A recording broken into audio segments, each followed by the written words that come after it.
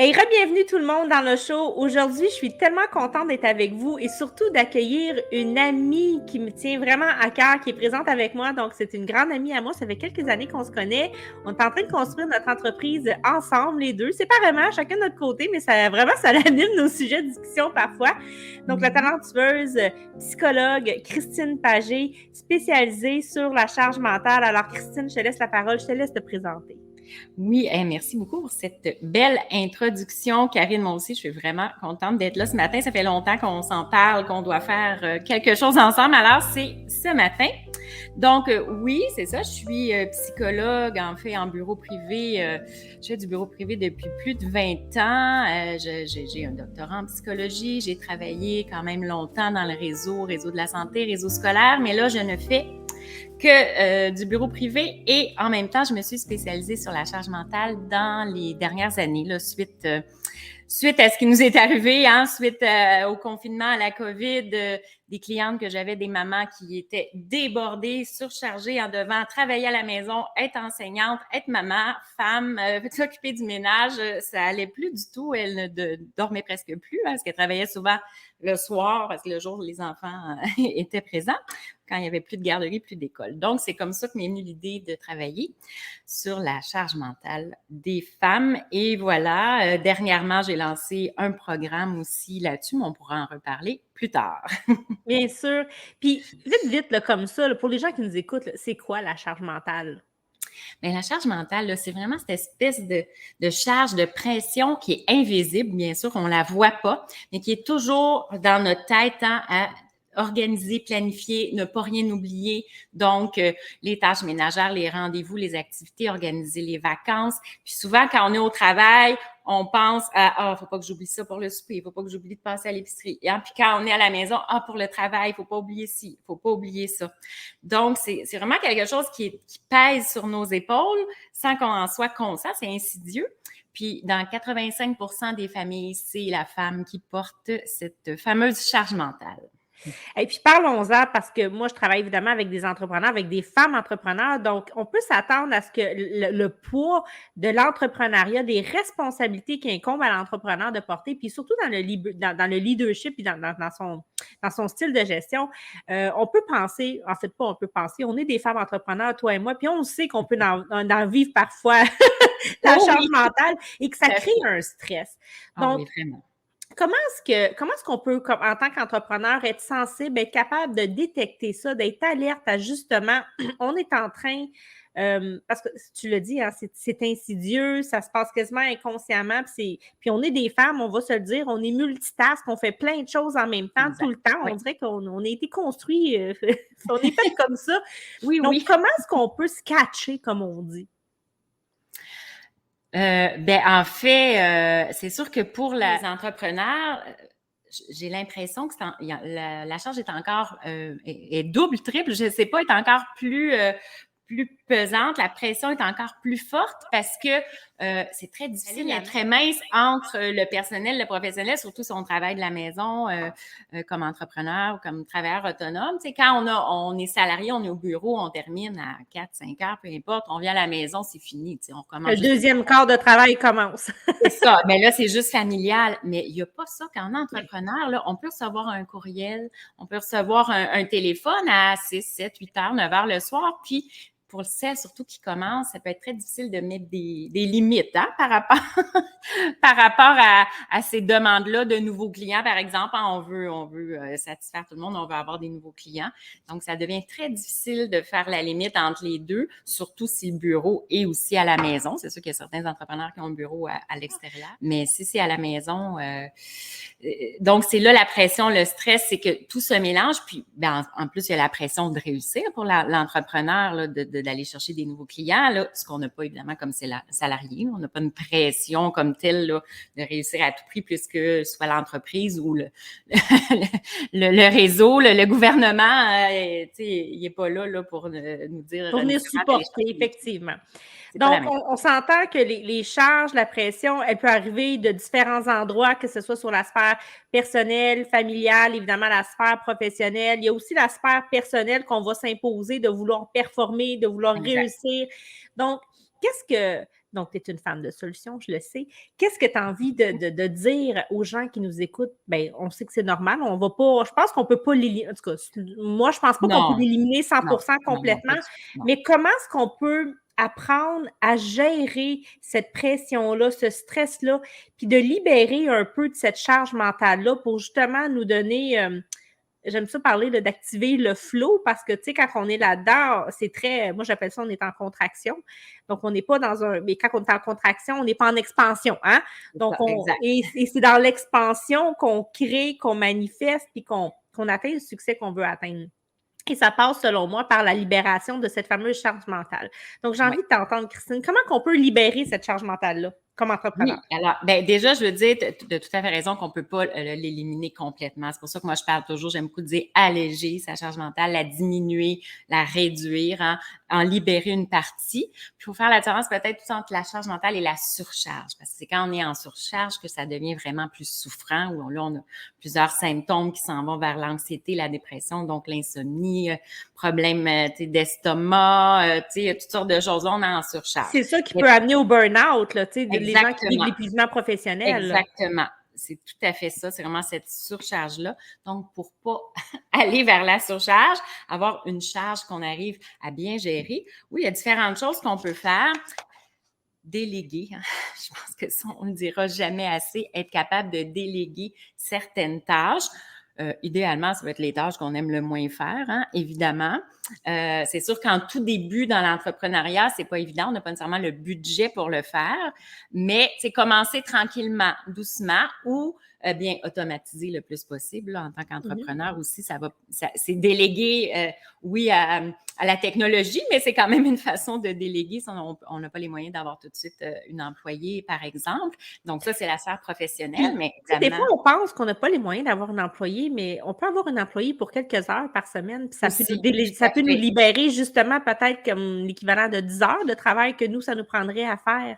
Oui, oui, tout à fait. C'est pas obligé d'être, c'est ça, une secrétaire à temps plein ou une adjointe virtuelle à temps plein. Ça peut être juste quelques heures, exactement.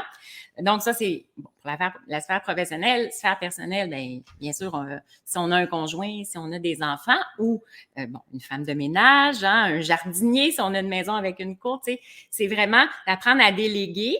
Puis, déléguer, comme je disais, ce dans quoi on est moins compétent ou ce qu'on aime moins faire, là, tout simplement, pour se concentrer sur ce qu'on aime le plus, puis ce dans quoi, justement, on se retrouve dans notre flow, comme tu disais. Donc, ça, c'est une première façon. Prioriser, c'est sûr, hein, s'organiser, planifier, prioriser. C'est important aussi pour apprendre à gérer la charge mentale, tu sais, ne pas tout faire, se donner peut-être 3 objectifs par jour, point, tu sais, au niveau professionnel, ça peut être personnel aussi, mais professionnel, tu sais, OK, j'ai 3 objectifs, il peut y avoir des petits sous-points, mais pas plus, parce qu'on ne peut pas tout faire de toute façon, on n'y arrivera pas. Puis Donc, je pense que c'est ça le il faut- grand défi, c'est qui fait qu'on peut se mettre beaucoup de pression dans cette fameuse performance-là, quand on tombe dans la performance, puis c'est pas le but de l'appel d'aujourd'hui, mais en tout cas, on pourrait faire un sujet là-dessus Oui, aussi. oui, oui, Mais c'est que en fait, on pense, on sous-estime le temps aussi que prend pour faire les choses. exact, Donc, je pense que la règle de 3, elle complètement. est excellente. Oui, Tu oui, sais, oui. 3 actions prioritaires, puis, tu sais, dans le prioritaire, il faut faire attention parce qu'on peut des fois glisser dans ce que moi j'aime vraiment faire, mais je ne fais pas nécessairement la bonne action qui va me servir. Oui, oui, Mais parce ça qu'on aussi, peut c'est un autre procrastiner dossier. aussi. C'est vrai. Mais 3 actions porteuses. Puis ce que ça l'amène, là, c'est que ça l'amène vraiment à la fin de ta journée quand tu peux dire hey, j'ai accompli mes 3 tâches. Ça l'amène de la satisfaction, c'est gratifiant. Puis juste ça l'allège, je trouve. Oui, oui, oui, ben, si on arrive à faire nos 3 tâches, ben oui, on est vraiment, tu sais, c'est valorisant d'être arrivé, on dit, hey, je les ai faites. On est bien, on est heureux. Puis le lendemain, ça sera 3 autres tâches, tout à fait. Mais je pense que c'est important de dire pas seulement des choses qu'on aime parce que c'est quand même facile. Il y a des choses qu'on aime moins, mais qu'on doit faire. C'est facile dans ce temps-là de procrastiner puis de faire autre chose. Puis ça m'amène aussi aux fameuses notifications de notre téléphone, de notre tablette, des réseaux sociaux. Éviter, surtout si on se donne un temps de travail, tu sais, si on se donne un bloc de 3 heures, par exemple, d'enlever les notifications, c'est sûr de ne pas passer son temps à aller voir nos courriels, Facebook, Instagram, parce que là, on n'y arrivera plus, là. Déjà, se concentrer sur une tâche, ça prend au moins à peu près 5 minutes être bien dedans. Fait que si à chaque fois, à toutes les 10-15 minutes, on va vérifier, on n'y arrive pas, là. C'est une grande, grande perte de temps.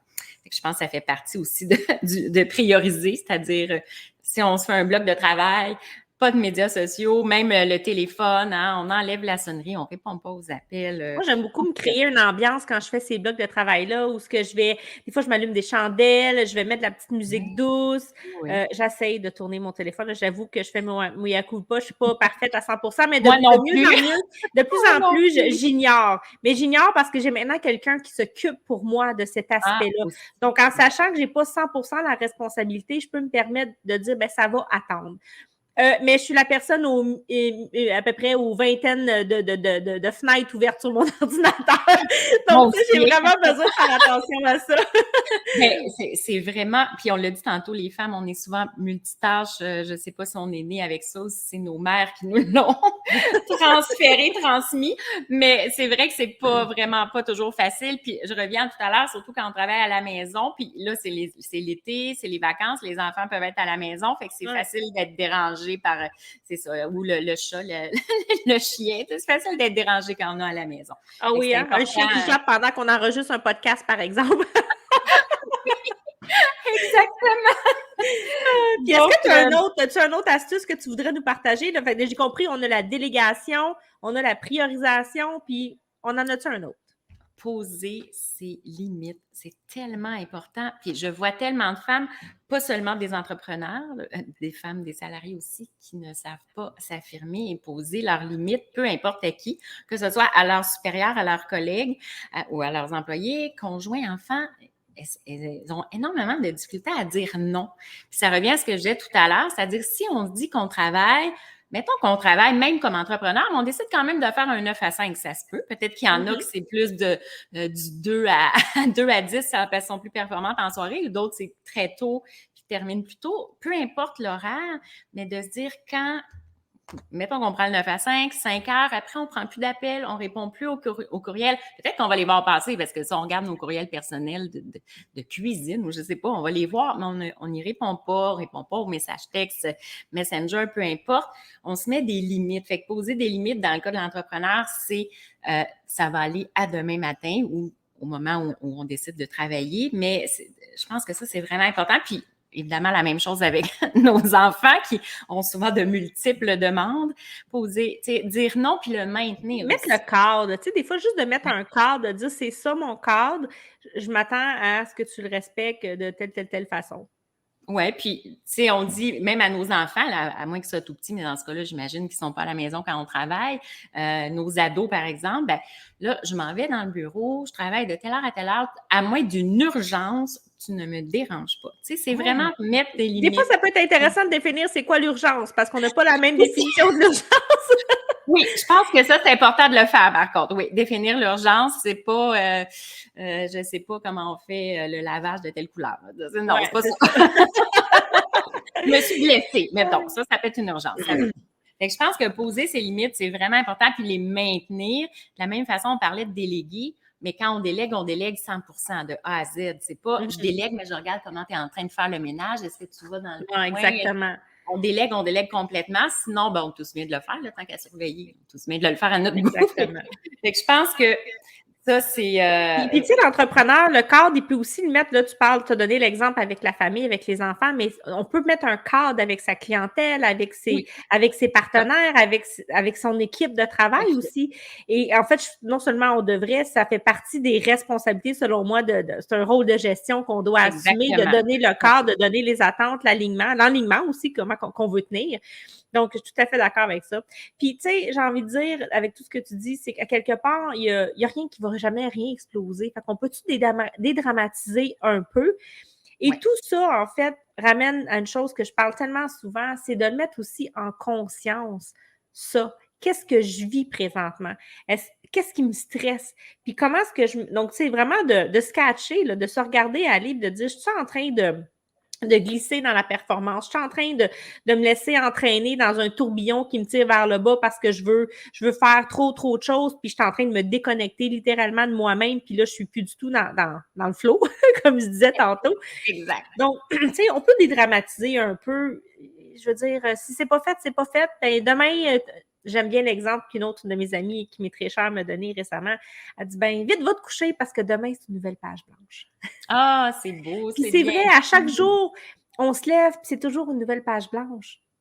C'est tellement bien dit. Puis ça fait vraiment la transition peut-être avec un autre point que je peux apporter, de pratiquer, on appelle de plus en plus, on parle d'auto-soin, mais on peut parler d'autocompassion, d'auto-bienveillance, justement, d'être bienveillant envers soi. Demain, c'est une nouvelle page blanche, c'est un autre jour. C'est pas grave si on l'a pas fait aujourd'hui. Tu sais, d'arrêter de se culpabiliser. Mon Dieu, les femmes, on est tellement bonnes là-dedans.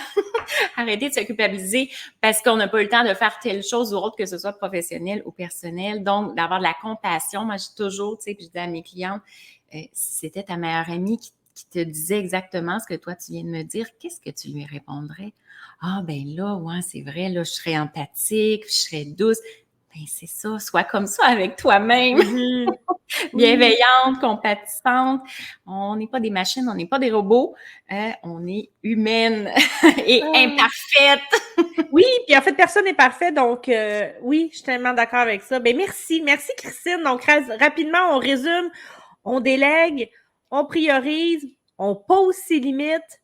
Qu'est-ce que tu viens de dire en dernier? Ben, pratiquer l'autocompassion, Oui, la bienveillance envers l'autocompassion. soi. Exactement.